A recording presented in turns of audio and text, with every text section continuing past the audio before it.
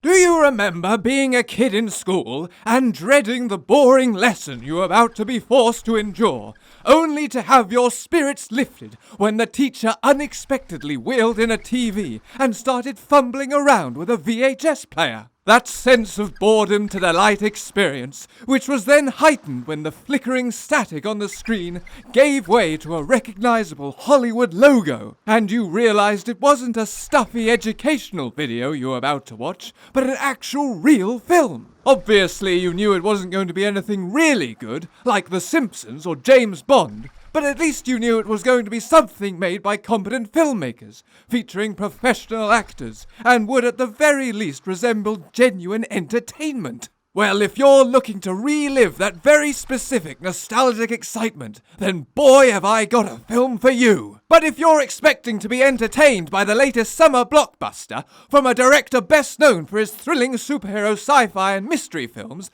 like the Dark Knight trilogy or Inception, then you may find yourself in for a somewhat different experience. Oppenheimer is Christopher Nolan's latest historical biopic, starring Cillian Murphy as the man who invented the nuclear bomb. The film begins in Nolan's typical non-linear style, alternating between three timelines. Oppenheimer when he was a university student at Cambridge in 1926, leading to his working on the nuclear bomb at Los Alamos, New Mexico, his security hearing in 1954, and then chairman of the U.S. Atomic Energy Commission member Lewis Strauss's confirmation hearing at the U.S. Senate in 1959.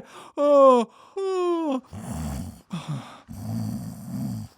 I'm sorry. Forgive me if I stop there and don't recount any more of the plot, as each timeline features so many historical characters and political shenanigans that this really would turn into a school lesson if I were to continue. Suffice to say that Oppenheimer is so stuffed with the chronicling of historical markers that it comes across more like a Wikipedia summary of events, rather than an engaging cinematic experience. And viewers drawn in by Nolan's trademark style of complex, gripping narratives may find this dry historical drama surprisingly slow and dense by comparison. You know, I decided to watch a documentary about Oppenheimer before watching this film to prepare myself in case I got confused. And gee willikers, was that a good call, as without that background knowledge, I would have been completely lost and bored stiff. The majority of the runtime consists of men in suits sitting around conference tables, matter-of-factly discussing developments, while loud music plays over the top, making it hard to hear what's being said. So please spare a thought for the poor IMAX patrons who went to see this film expecting vivid shots of mushroom clouds and falling nukes, as there's only one nuclear detonation scene, and while impressive, it's very brief. There is absolutely no World War II combat footage, scenes set in Japan, or shots of Hiroshima or Nagasaki devastation. So viewers anticipating a bombastic Terminator 2-esque spectacle of cities being decimated may leave the theatre unsatisfied, as rather than an immersive action-fueled thrill ride, Oppenheimer unfolds mostly through dialogue-driven historical recreation. You know, when I first heard that Christopher Nolan planned to make this film without the use of any CGI, I envisioned the implementation of artfully retro practical effects, miniatures, forced perspectives, in-camera trickery akin to the mesmerizing visuals of traditional cinema. But it's clear what Nolan actually meant was he was going to omit effects altogether. Although there are some brief shots representing atoms, fission and subatomic particles, the only real effect shot is the detonating of the test bomb at Los Alamos, while the rest of the film is relegated to dialogue scenes. Apparently, when making Dunkirk, Nolan's World War II film, he intentionally avoided war room scenes with Winston Churchill and generals, not wanting to get bogged down in political machinations. But here, Nolan's taken the complete opposite approach, with 99% of the runtime focused on politicians arguing with each other. I would have thought the most compelling element of Robert Oppenheimer's story was his internal dichotomy. An ingenious scientist driven to create this extraordinary complex weapon as a means to end the war, yet cognizant it will unleash profound devastation on thousands of innocent lives. And whilst this philosophical struggle is conveyed briefly during the film,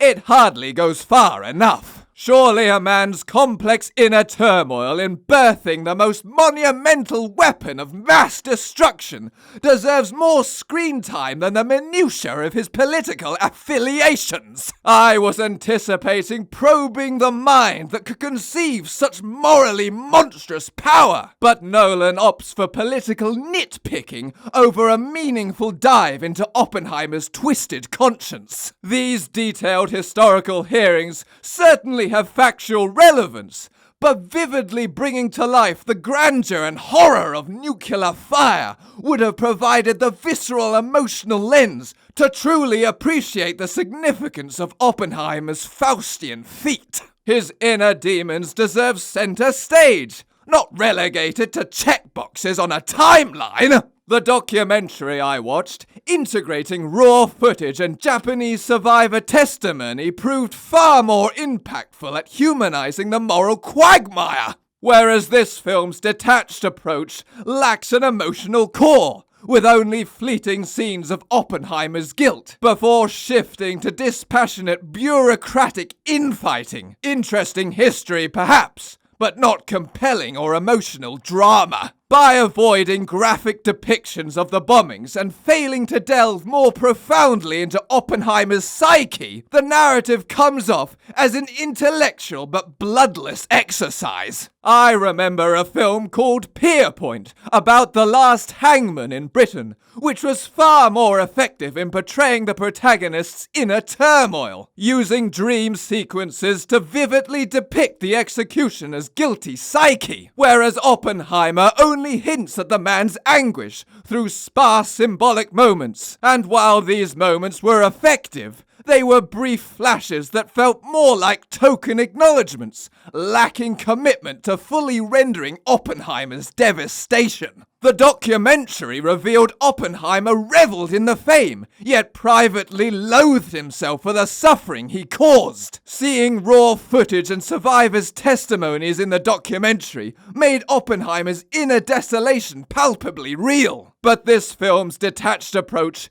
keeps his plight cerebral and maintains its central character aloof and unknowable. It saddens me to say that Oppenheimer displays all of Nolan's weaker directorial tendencies. The rapid cross-cutting between timelines, the unnecessarily loud, non-diegetic sound effects, with constant dramatic music that never lets up, with an overextended runtime stretching past its natural endpoint. I would say overall, Oppenheimer proves a disappointment, given Christopher Nolan's reputation for bold, imagination-fueling filmmaking. What should have been a thought-provoking character study and cautionary tale ends up a dense textbook dramatization, devoid of narrative focus or emotional resonance. Oppenheimer's life story demanded a powerful directorial vision equal to the man's world-reshaping scientific legacy. It informs in fastidious detail, but never truly illuminates the deepest moral questions raised by unlocking the atom's primordial forces. Rather than capitalizing on the rich dramatic contradictions of Oppenheimer's life